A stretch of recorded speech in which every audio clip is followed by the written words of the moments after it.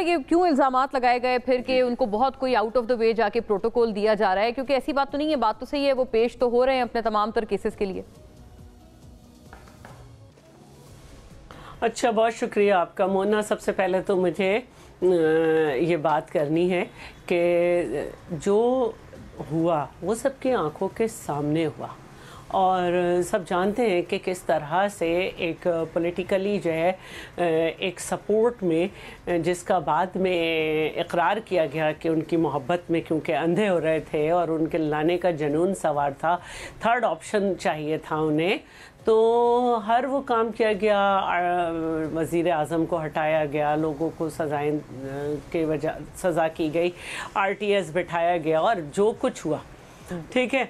अब देखिए, बात जो है वो ये है कि वो अपने पुराने मौक़िफ़ पे जो उन्होंने वहाँ पे कहा था कि अब मट्टी पाव नहीं होगा, उस पर दोबारा उन्होंने एक उस तर्ज पे बयान दिया है। तो ये उनका जो है अपना एक तरीक़ा है कि वो इस पे बात करें, क्या करें।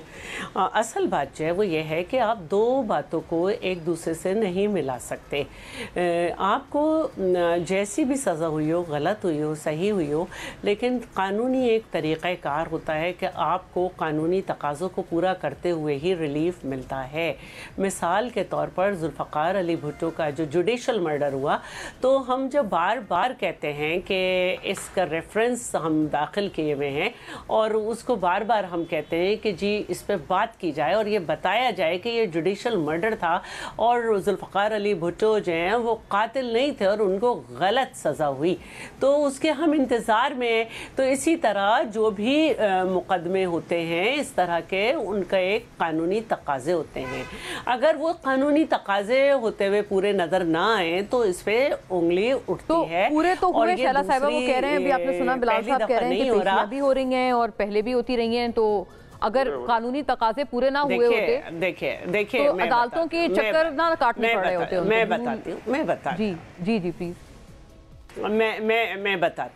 मैं बताती हूँ 8 साल, जब ये 10 साल का माहिदा करके गए थे, उस वक्त भी इन्हें सज़ा हुई थी और इन्होंने अपील नहीं की थी और अपील का टाइम भी ख़त्म हो गया था। ये वापस आए, उन्हें ख़ुद इफ्तिखार चौधरी ने बुलाया और इनको माशाल्लाह सहूलत दी गई। इस दफ़ा तो नज़ारे मुख्तलिफ थे, चाहे वो एम्बेसडर का मिलना हो, चाहे यहाँ पे रेड कारपेट हो, और फिर जो एक प्रोटेक्टेड बेल मिली है इन्हें, वो मुझे बता दें कि पाकिस्तान की तारीख़ में या कानून की तारीख़ में किसी मुजरिम को मिलती है। कन्विक्ट तो है ना ये, तो गलत ही सही, लेकिन उसका एक तरीक़ाकार है, उन तकाज़ों को पूरा होना चाहिए था।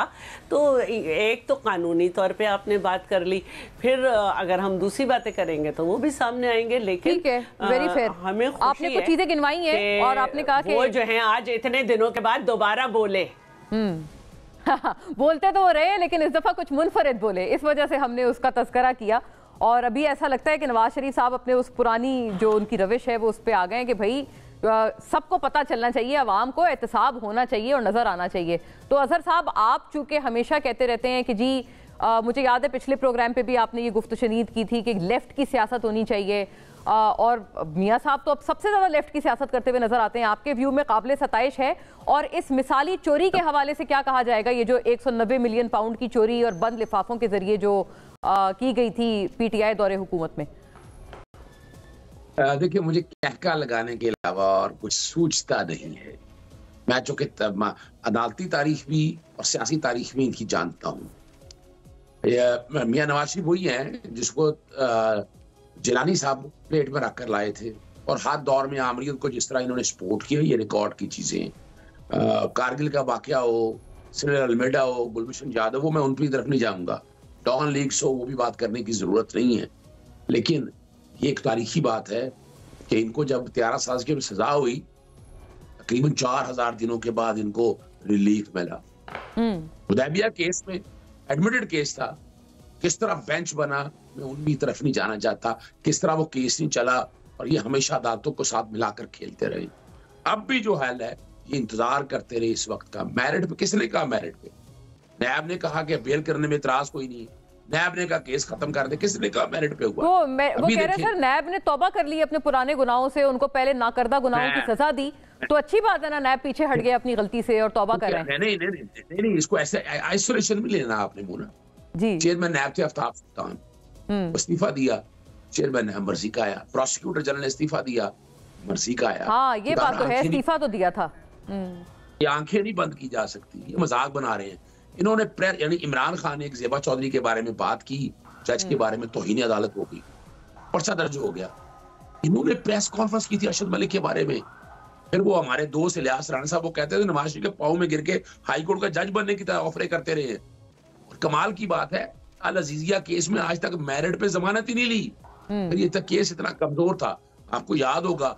ये है वो जराए, मेरी सेंट्रल अंदर क्या पूरे जी असेंबली में हुई तकरीर की आप हवाला दे रहे हैं उसका। ये मैं रिकॉर्ड पे बता रहा हूँ, हसन के हुसैन के बयान। फिर मैं और रिकॉर्ड पे बता दूं आपको, ये बात करते हैं दादा ज़ूर की, मियां मोहम्मद शरीफ की, आज भी चैलेंज कर रहा हूँ। और 1988-89 की 9,36,311 रुपए एग्जैक्ट फिगर बता रहा हूँ आपको। अच्छा। वो चैलेंज किया, 50 लाख रुपए ऐड हो गई। हाँ। वो वापस 9,36,000 पे आई। 9 करोड़ 9 अरब नहीं है ना इनके दादा में, ना इनके बच्चों में। ये ज्यादा डिक्लेयर नहीं आज तक, ना मनी ट्रेल है। अच्छा, ये तो आप बहुत एक आप संगीन इल्जाम आप कह रहे हैं कि ये तब से मनी ट्रेल नहीं है और डिक्लेयर नहीं है। मैं आपको चैलेंज कर रहा हूँ, कोई मनी ट्रेल नहीं है इनका। आगे आए, उन्होंने अरशद मलिक पे इल्जाम लगाया, प्रेस कॉन्फ्रेंस की और आज मुकर गए। वजह क्या थी? 2019 में, मैं असल वजह बता दूं, मर गया का इशू नहीं, जज मर गया। 2019 में सुप्रीम कोर्ट ने फैसला दिया था कि आपने अगर इस तरह की ऑडियो वीडियो आप लाएंगे तो उसको साबित करना है। तो ये साबित कैसे कर सकते थे?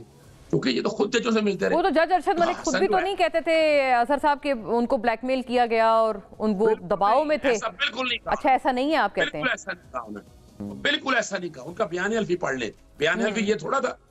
बयान हल्फी को लाते ना कौम के सामने। आज इस्लामाबाद हाईकोर्ट से मेरा तकाजा है, मुतालबा है कि जनाब ये इल्जाम लगे हुए अदलिया के ऊपर। अच्छा, बहुत अहम बात की है आपने और आपने कई इंकशाफात भी किए हैं इस बात में। मेरे पास वो 190 मिलियन पाउंड की जो बात है वो खैर इसमें बीच में मिस हुई है, लेकिन मैं दोबारा बताता हूँ। मैं जी सुने ना क्या है, ये वही नैब है ना जो एक करप्शन यानी 5 अरब रुपए जुर्माना हुआ है अल अजीजिया में।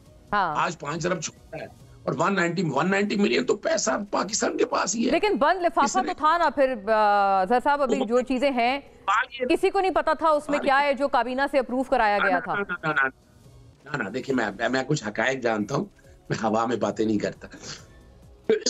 देखिए मलिक रियाज जो है ना तो वो करप्ट है, ना उसने कोई करप्शन किया है। कोई सरकारी अफसर था, किसका पैसा था? कौन सा सरकार? वो 460 अरब रुपया उससे ले रहे हैं आप। 460 अरब, वो किस बात का ले रहे हैं? अभी शैला साहिबा भी मुस्कुरा रही हैं और बिलाल साहब भी इस पे मुस्कुराए हैं। खैर इसकी वजह जानते हैं। वजह ये समझ रहे हैं आपको? वजह ये है कि खुदारा अगर ये होता ना कोई करप्शन का पैसा तो बात करते आप। ये तो क्रेडिट जाता है पाकिस्तान तहरीक इंसाफ की गवर्नमेंट को कि वो 190 मिलियन पाकिस्तान लेके आए। किस शक्ल में भी आया पैसा पाकिस्तान। वो तो नहीं, वो तो सर उन्होंने एनसीए ने कहा था ना पाकिस्तान भेजना है, ये आपने ये वापस देना है पैसा। समझे? देखिए ना, एनसीए ने शहबाज शरीफ के अकाउंट सीज किए, आपको याद होना चाहिए, तहकीक की, उसके बाद छोड़ दिया।